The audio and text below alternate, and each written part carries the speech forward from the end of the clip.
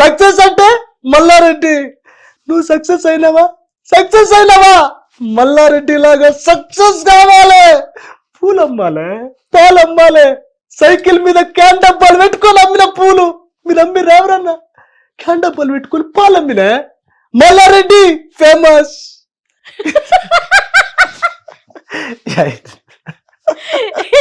Cycle మీద పాల can పెట్టుకొని అమ్ముడైతే కరెక్టే. ఏ ప్రెస్ మీట్ లోనైనా ఇదే డైలాగ్ కదా, ఇది ఫేమస్ కాబట్టి ఏ ప్రెస్ మీట్ లోనైనా ఇదే డైలాగ్. ఇంకా పూలు అమ్మినా పాలు అమ్మినా కాలేజీలు పెట్టినా స్కూల్ పెట్టినా అది బాగా ఫేమస్ అయిపోయింది. ఒక్క డైలాగ్ తో ఫేమస్ అయిపోయిందంటే మల్లారెడ్డి గారు నాకు తెలిసి. అయ్యో బాబోయ్, ఈ రోజు అయితే ఫిక్స్ అయిపోండి అయ్యా. నవ్వి నవ్వి కడుపు ఉబ్బేటట్టుంది గ్యారంటీగా. వాస్తవంగా మల్లారెడ్డిది కూడా సూపర్ ఉంది, super voice. Thank you madam. Me voice వినిపించండి. మా వాయిస్ ఇదే కదా మేడం. మీ వాయిస్ వినిపించండి. నా వాయిస్ ఇదే. నేను గట్టిగా అరిస్తే ఎట్లా పోనీ లేడీస్ వాయిస్ ఎవరిదైనా చేయగలరా? అంటే Gents నేను దేనా? లేడీస్ వాయిస్ అంటే షర్మిలది ట్రై చేసిన మేడం. అంటే మాక్సిమం అని చెప్పలేను. అంటే అంత పర్ఫెక్ట్ మాకు రాకపోయినా షర్మిల ఈ డైలాగ్స్ అంటే ఇవి చాలా పాపులర్ అయ్యి ఫేమస్ అయ్యి ఒకసారి చెప్పండి. నేను రాజన్న కూతుర్ని, జగనన్న చెల్లిని. ఈ రోజు చాలా మంది కూడా ఏదేదో అనుకుంటున్నారు. నేను కాంగ్రెస్ లోకి వెళ్ళానంటే చాలా మందికి మింగుడు పడట్లేదు. అసలు పాదయాత్ర అంటే ఏంటండి? పాదాల మీద నడిచే యాత్రని పాదయాత్ర అంటారు. అంతేనా కాదా? ఆడపిల్ల అంటే ఏంటండి? ఆడపిల్ల కాబట్టి ఆడపిల్ల అంటారు. ఈడపిల్ల కాదు కదా. ఇంకొకటి చెప్పడం మర్చిపోయారు, రెయిన్ సీజన్.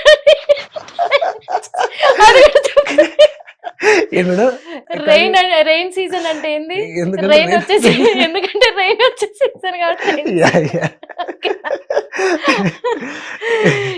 ఈ డైలాగులు మాత్రం మస్తు ట్రోల్ అయినాయి. అసలు ఫేమస్, పిచ్చి ఫేమస్ అయినాయి. ఆడపిల్ల అంటే ఏంది? ఆడపిల్ల కాబట్టి అది ఈడపిల్ల కాదు. పాదయాత్ర అంటే పాదాల మీద నడిచే యాత్ర. షర్మిలకు ఒక్కరికే సాధ్యమైంది ఇవి చెప్పడము. వాస్తవంగా ఇలా ఎవరు చెప్పలే. ఇప్పుడు పూలు అమ్మినా పాలు అమ్మినా అనేది మల్లారెడ్డికి అయింది. షర్మిలకేమో ఈ పాదాల మీద యాత్ర. వీళ్ళు మాత్రమే చెప్పగలరు, మరి అందరు చెప్పలేరు. బండి సంజయ్ వాయిస్ కావాలి. బండి సంజయ్ అమ్మో నేను ఇప్పుడు ట్రై చేయలేదు మేడం. అసలు ట్రై చేయలేదా? అస్సలు చేయలేదు. బండి సంజయ్ అసలు చేయలేదు. బండి సంజయ్ ఓకే. ఏపీలోకి ఇట్లా ఉంటది కానీ అతను ఏంటంటే కొంచెం అగ్రెసివ్ గా ఉంటది అన్నమాట వాయిస్. అదే చెప్తున్నా, మా మోడీ గారు ఏమంటే అస్సలుగా చెప్తున్నా. ఇప్పుడు రాసి పెట్టుకో బిడ్డ కేసీఆర్, చెప్తున్నా నీకు కేటీఆర్, మీరు ఎవ్వరికి మీద చెప్తున్నా. మోడీతో పెట్టుకోవాలి మంచులో బిడ్డ. ఒక్క మాట చెప్తున్నా, రాసి పెట్టుకో. బీజేపీ బండి సంజయ్ ఇట్లా ఉంటది అనమాట. అంటే నేను చేయలేదు, అసలు ఏం లేదు, నేను ఇమేజ్ చేస్తున్నా అంతే. ఈసారికి ప్రాక్టీస్ చేస్తాను. ప్రాక్టీస్ చేసి చేయండి. సైడ్ నుంచి ఆయన కొంచెం చేతిలో నలిచేసి కొద్దిగా నోట్లో వేస్తారు కదా, అది వేసినాం అనుకో చూడలేదు మేడం. వచ్చేస్తుంది. ఎలక్షన్స్ అప్పుడు చాలా ట్రోల్ అయింది ఆ విషయం. అందుకు చాలా బాగుంది. ఏపీలోకి వెళ్ళిపోదామని చూస్తున్నా. వెళ్ళిపోదాం మేడం. ఏపీలో ద గ్రేట్ పొలిటీషియన్ కేఏపాల్ నుంచి స్టార్ట్ చేద్దాం. నేను ఖచ్చితంగా ఏపీలో ఉన్న పొలిటీషియన్స్ ఎవరెవరు ఉన్నారు వాళ్ళ వాయిస్లు ఎందుకు తీసుకుందాం అనుకుంటున్నా అంటే వాళ్ళని పక్కా మీరు దించేస్తారని తెలుసు. అందుకు చూసాను కూడా. నేను దించుతాను అనుకుంటున్నాను. 70% దించుతాను. అందుకే ఫస్ట్ ఏపీ సీఎం చంద్రబాబు గారిదే చేసి చూపించండి మాకు. ఏం మాట్లాడుతున్నారండి? రాష్ట్రం వచ్చి ఇప్పుడు అభివృద్ధి ఎలా ఉందండి? ఇప్పుడు ఎలా జరుగుతుంది? పోయినసారి జగన్ ప్రభుత్వం మీరు చూసే ఉంటారు, అక్రమాలు, ఎన్నో అరాచకాలు. ఇప్పుడు ఏమైందండి? సంవత్సరానికే బంగారు రాష్ట్రంగా తీర్చిదిద్దిన ప్రభుత్వం మన టీడీపీ ప్రభుత్వం. ఇలా మాట్లాడతారండి. అంటే ఏం గమనిస్తున్నా అంటే మీలో నిజంగా చాలా బాగుంది చంద్రబాబు నాయుడుది. మీరు ఏదైనా చెప్పేటప్పుడు ఆ మిమిక్రీ ఎవరిదైతే చేస్తుర్రో వాళ్ళలోకి లీనమైపోతున్నారు. మొత్తం మీ ఫేస్ లో, మీ యాక్టింగ్ లో తెలిసిపోతుంది.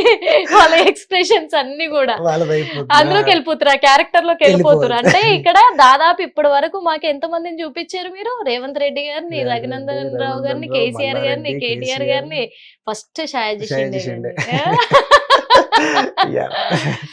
చాలా అంటే చాలా బాగా వాళ్ళ క్యారెక్టర్ లో ఇన్వాల్వ్ అయిపోతున్నారు. ఆ ఇది కనిపించేస్తుంది ఫేస్ లో కూడా, వాళ్ళ ఫేస్ లో వచ్చే అవి కనిపిస్తున్నాయి. Thank you so much ma'am.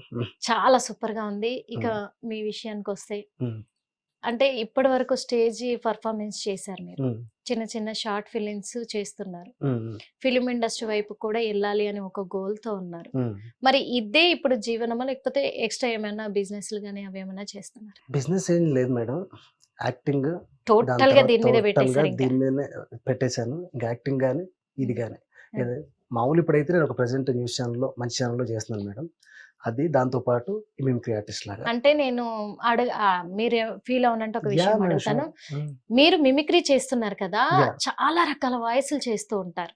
అలా మీ ఫ్రెండ్స్ గానీ లేదా తెలిసిన వాళ్ళు గానీ బంధువులలో కానీ వాళ్ళందరూ కూడా మళ్ళీ ఆ మిమిక్రీని వాళ్ళు మీకు అంటే వాళ్ళు కూడా మిమ్మల్ని అంటే హేళన చేస్తూ ఏమన్నా ఏడిపించడం జరిగిందా? అలాంటివి ఏమన్నా మీకు ఎదురయ్యాయా? చేదనుభవాలు అంటారు. అంటే స్టేజ్ మీద నేను కొన్ని పర్ఫార్మెన్స్ చేస్తుంటే ఫ్రెండ్స్ దగ్గర ఇవన్నీ ఉండవు మేడం. ఎందుకంటే నేను వాళ్ళ పొలిటీషియన్ ది మిమిక్రీ చేస్తా, నాకు నచ్చిన మిమిక్రీ, కాకపోతే వాళ్ళు ఫ్రెండ్ కూడా చాలా చక్కగా ఆ టైంలో వాళ్ళు దే ఫీల్ హ్యాపీ.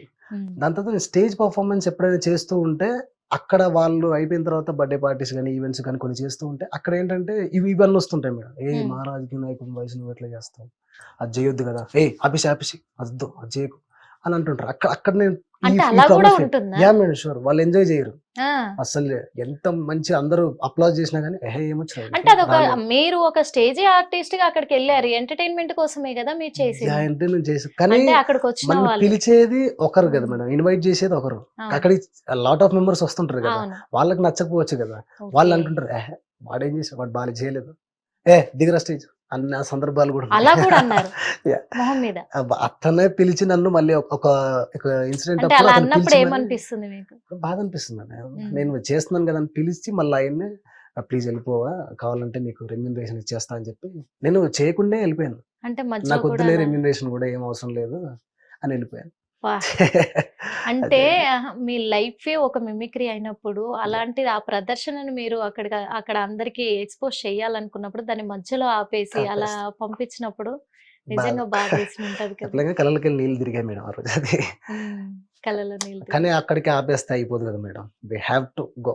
ఖచ్చితంగా ఎందుకంటే ఆ ప్రయాణం ఆపేది కాదు కదా, అది మీ టాలెంట్, మీరు ఎంత కష్టపడి నేర్చుకుంటుంటారు.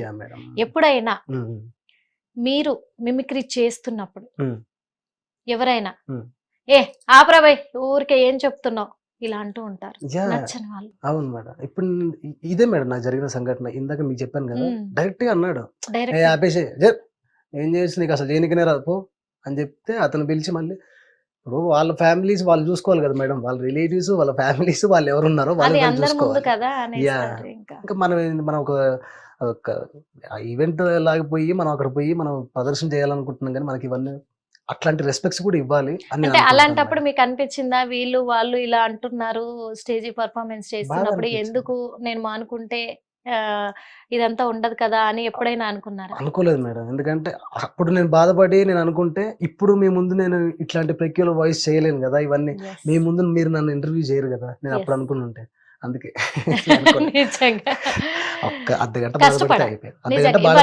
ఇవన్నీ ఎదుర్కొంటేనే ముందుకు వస్తారు. అందుకే ఈ రోజు నిజంగా ఇంత హిట్ టీవీ యాప్, ఇందులో short news, live news, entertainment shows, movies, digital magazines తో పాటు మీ జిల్లా వార్తలను కూడా ఫ్రీగా చూడొచ్చు.